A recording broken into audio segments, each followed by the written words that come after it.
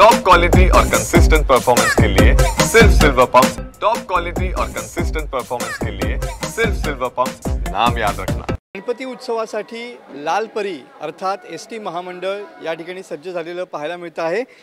यावर्षी ज्या पद्धतीनं चाकरमान्यांना आणण्यासाठीचं नियोजन आहे त्याच पद्धतीनं आता परतीचं नियोजन देखील एसटी महामंडळाने या ठिकाणी केलेलं पाहायला मिळतं आहे। यावर्षी एसटी महामंडळाकडून परतीच्या प्रवासासाठी तब्बल 2500 गाड्या या सोडल्या जाणार आहेत। त्यापैकी तब्बल 400 गाड्यांचं आरक्षण जे आहे ते या ठिकाणी फुल झालेलं पाहायला मिळतंय। म्हणजेच आगमनाच्या आरक्षणाप्रमाणेच आता परतीचं आरक्षण देखील या ठिकाणी सुरू झालेलं पाहायला मिळतंय आणि त्याला चांगला प्रतिसाद सध्या मिळताना पाहायला मिळतोय।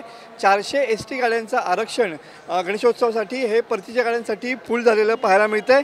त्यामुळं येणाऱ्या गणेशोत्सवाच्या मधील चाकरमान्यांचा प्रवास हा सुखकर होणारच आहे। मात्र परतीचा प्रवास देखील एसटी चाकरमान्यांचा सुखकर होणार आहे। त्यासाठीचं नियोजन देखील या ठिकाणी पूर्ण झालेलं पाहायला मिळतंय।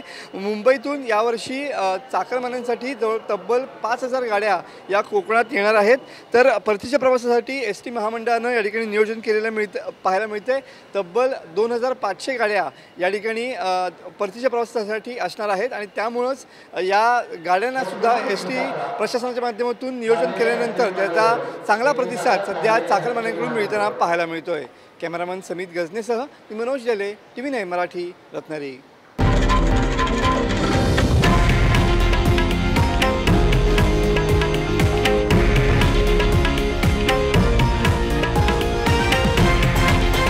हे आहे देशातील नंबर 1 न्यूज नेटवर्क आणि आपण पाहत आहात TV9 मराठी, एकमेव।